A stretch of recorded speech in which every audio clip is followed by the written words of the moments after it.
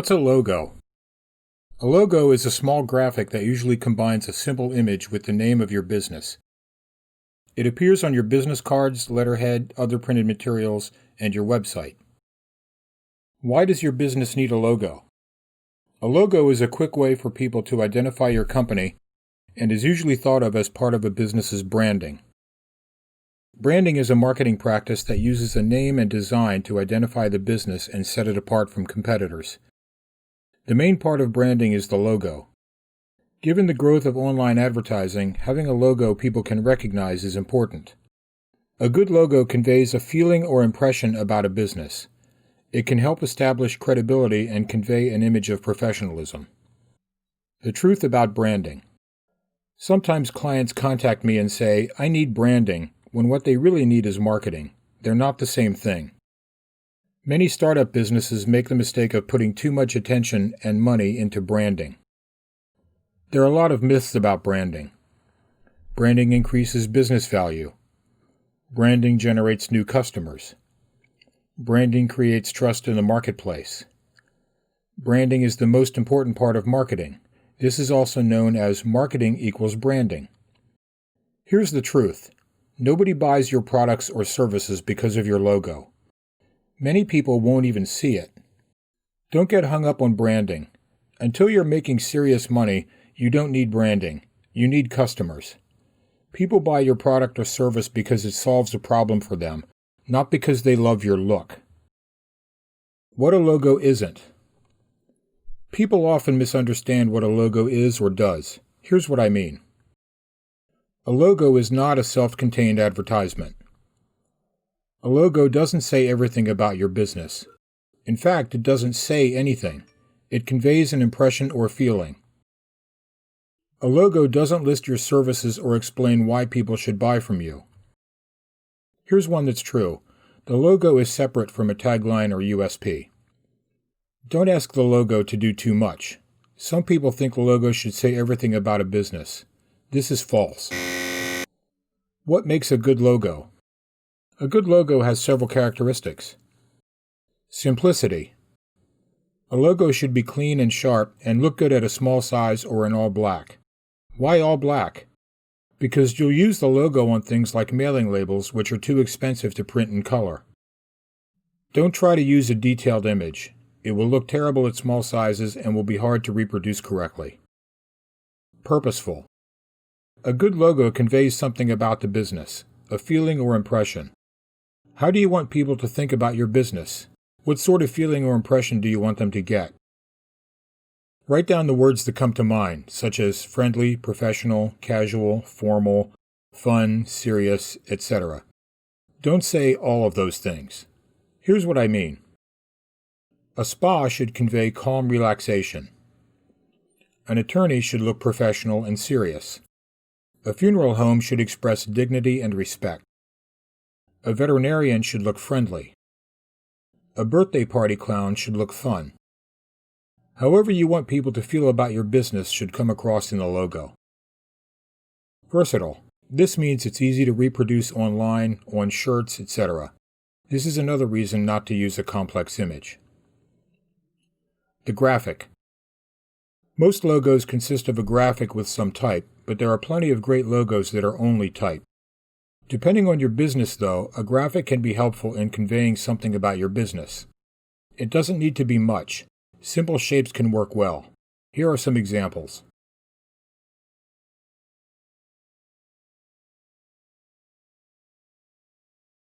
It's okay to be obvious.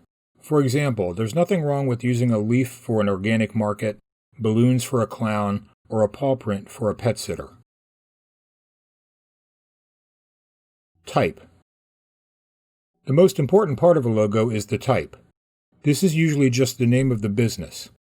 It can also include a very short description of the business, like in this example. But don't use the tagline in the logo, like this one. How to use type effectively. Some people think that as long as people can read something, such as the name of a company on the logo, the typeface doesn't matter. Wrong. The type can make or break a logo. It can help your business or hurt it. Here are a few examples of poor type choices. When you need a funeral home, you don't want to think creepy. If someone's toilet is clogged, they're not thinking elegance. People who need a clown for a kid's birthday party aren't looking for a serious and dignified feeling. Wacky and playful aren't what most people look for in an attorney. People looking for a day spa are looking for calm relaxation, not this. Picking a typeface for your logo is like picking out a necktie. You need something appropriate, not something pretty or cool. If you were going to a party, you might wear one of these ties, but you wouldn't wear it to a funeral. As a designer, I love type. I mean, I really love it. I buy books about it. I'd marry it if I could. That being said, don't go wild when choosing a typeface for your logo. Simpler is almost always better. Some logos use custom type or calligraphy, but most use common fonts. Many famous logos use fonts you probably have on your computer. Here are a few examples of this. Helvetica.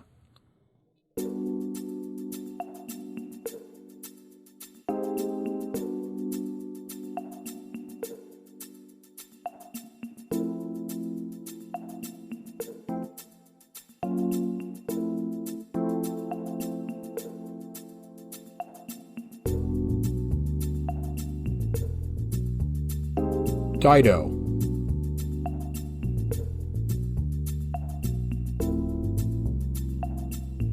Futura.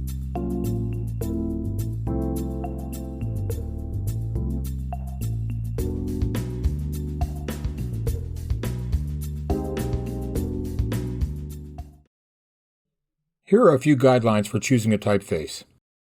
Just like the graphic, the type should indicate a feeling or impression about your business. Here are some examples of what I mean.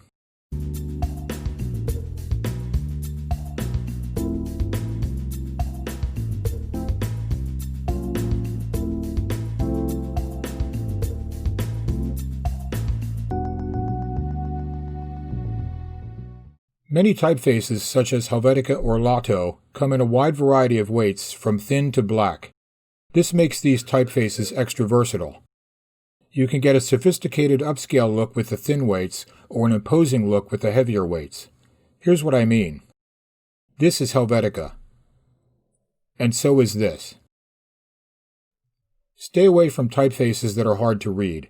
Remember that the logo on business cards will be small. Unless your business is a biker gang, don't use Old English fonts. If you use any kind of script typeface, never use all caps like this. And whatever you do, don't use Comic Sans. Just don't. I'm begging you. A good place to look for type is Google Fonts. These are all free to use. Type the name of your business in the Type Something field, and all of the samples will show that. Be prepared to spend some time looking through these. There are a lot of them. When you find one you like, click on it, then click the download button. If you don't know how to install fonts on your computer, ask a geeky friend for help.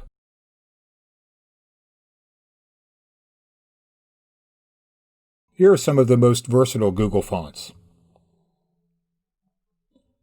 If you're looking for something different, check these out.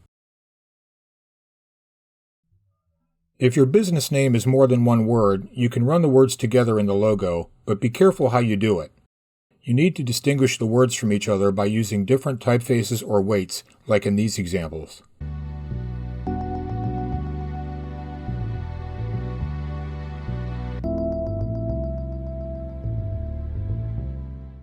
Don't just use color to distinguish the words like this. Remember that there will be times your logo is just black. If you're putting a very short description of your business in the logo, there are several ways to arrange things, but the best way is usually to put this under the name of the business, like this example. I'll talk more about this later. There's a common misperception about logos and incorporation. I've had clients tell me that their attorney said their logo has to include Inc. This is false. If your business is an LLC or other type of corporation, that has to be on your legal documents, such as trademarks and corporate filings, and should be somewhere on your website, but it doesn't have to be part of the logo. It's Nike, not Nike Inc. Color. Choosing colors for a logo is pretty easy. Follow these rules. Use colors that are appropriate for your business. For example, if your business has anything to do with nature, such as landscaping, use greens and blues. Spas should use relaxing colors. A business like a machine shop or auto mechanic can use strong, bold colors. Don't use neon or overly intense colors. They might look okay on the screen, but they won't print correctly, and you won't like the result. Don't use too many colors. 1 or 2, 3 at the most. You can find good color schemes online. My favorite source for this is Adobe Color. Here's how to use it. Go to color.adobe.com/explore. You'll see a search field at the top of the page. Enter a word or two here. Use words that describe the kind of feeling you're looking for or that relate to your business. Words like fun, serious, calm, formal, casual, elegant, nature, tech, sports, or food, then press return. The results page will show a bunch of color swatches. Some of them include a photo that uses the colors it represents. Don't worry about that. When you find one you like, mouse over it and you'll see a button that says Download as JPEG. Click that and the swatch will be downloaded to your computer as a graphic. Open this graphic and you'll see the colors. Under each color is a 6-digit code. This is a reference code for the color. If you're working with a designer, give them this code to get the exact color you want. File formats. It's not the world's most exciting topic, but I need to talk a bit about file formats. All computer graphics fall into 2 types, pixel and vector. Pixel images are made up of little blocks called pixels. Digital photos, scans, and graphics created in software like Photoshop are pixel images. The size of the pixels or blocks affects how sharp the image will be. This is measured in pixels per inch, or PPI. Computer screens display everything at about 72 PPI, so an image on a website that was created at 72 PPI will look sharp on the screen. Nearly all of the graphics you see online are 72 PPI. But if you used that image on a business card, it would come back from the print shop looking blurry. That's because printing presses use a much higher PPI count than a computer screen, usually at least 300 PPI. Another problem with pixel graphics is that they can't be enlarged. Doing so will make the image pixelate or get blurry. Here's what I mean. Here's a pixel image. It was created at 72 pixels per inch. At this size, it looks fine on the screen. But if you enlarge it, it quickly gets blocky or pixelated. If I enlarge it even more, you can see the individual pixels. Now here's the same image, this time as a vector graphic. It looks fine at the normal size. If we enlarge it, it still looks sharp. Because of that, it's best to create a logo in vector format. Instead of little blocks, vector graphics are created using math. Don't panic, the computer does the math for you. This means that a vector graphic can be enlarged to any size and it will stay sharp. Logos should always be created as vector images. This makes them more versatile than pixel images. This is important because you will use your logo in many different sizes, on a business card, brochure, shipping label, and, maybe someday, on a billboard. Ways to get a logo. There are several ways to get a logo. The first is to hire a designer. The best way to get a logo is to hire a graphic designer who does logos. This is the best way to get exactly what you want, and the designer can also set you up with business cards and other marketing materials. The downside of this approach is the cost. While you can find people on Fiverr who will make you a logo for $15, I don't recommend that. They take a pre-made template and add your business name, and you can do that yourself for free.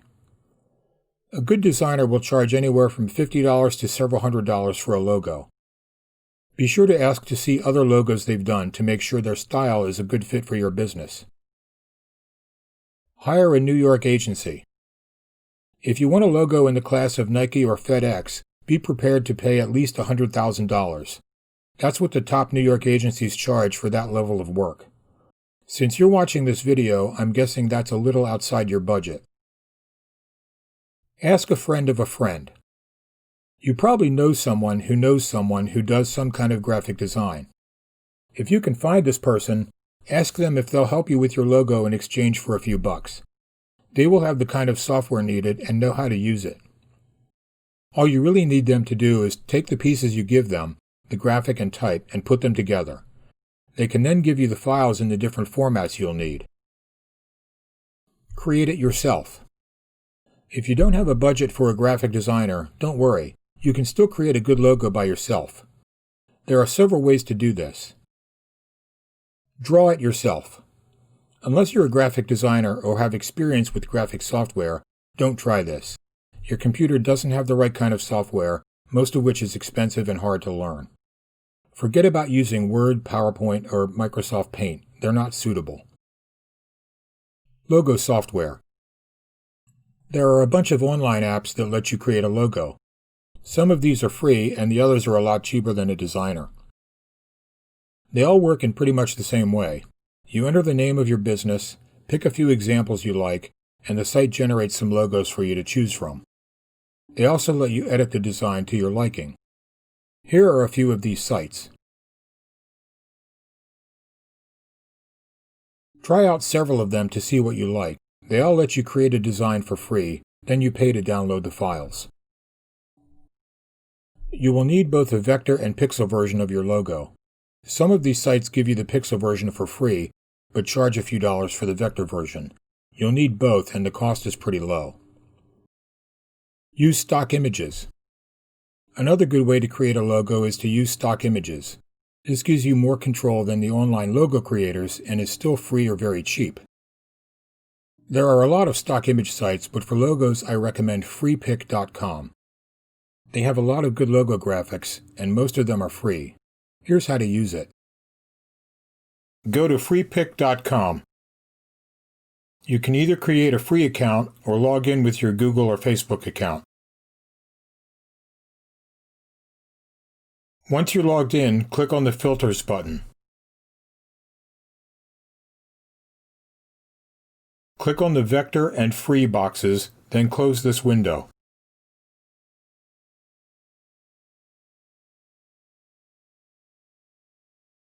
In the search field, enter your search terms, then press Return. In this example, I'll use fashion and logo as the search terms. You'll see the search results. There may be a lot of them, so take your time. When you see something you like, click on it.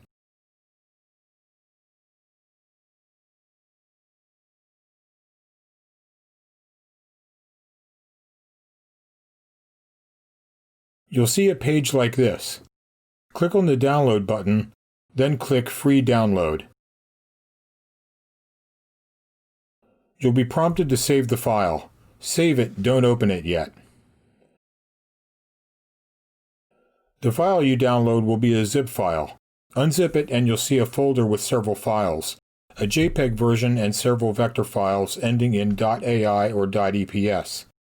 You can open the JPEG to see the graphic, but you'll need the vector files to create the actual logo. You'll need the help of a designer with this. Give the vector files to the designer, along with instructions about the type. Sketch out your idea on a piece of paper. Text only. Many logos, and some really great ones, are just text with no graphic. There's nothing wrong with doing this. If your business doesn't call any kind of image to mind, this might be your best choice. Here are some examples of great text-only logos.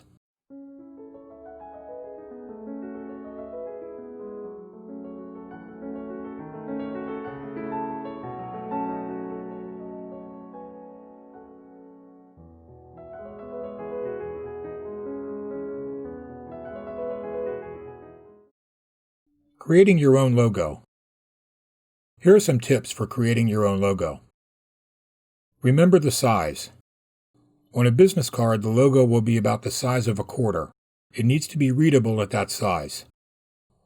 Keep it simple. Don't ask the logo to do too much.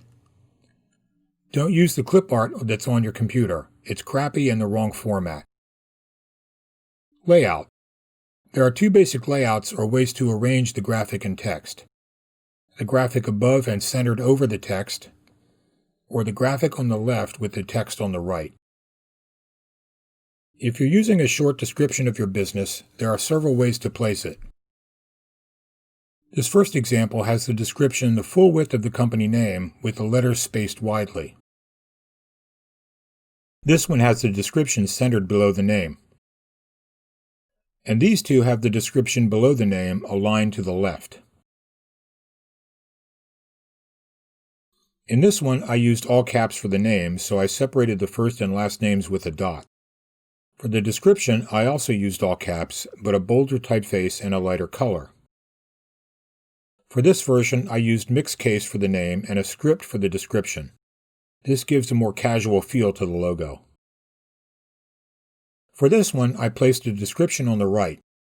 If you have a letter in the name that goes below the baseline like this, you can sometimes use that as a natural placer for the description. Here are some tips for using a short description. Don't use a larger text size for the description than for the name. The description should be a smaller size. The name should be visually stronger than the description. This means using a bigger size or stronger color. Spacing out the description to match the width of the name, like you see here, is a popular technique.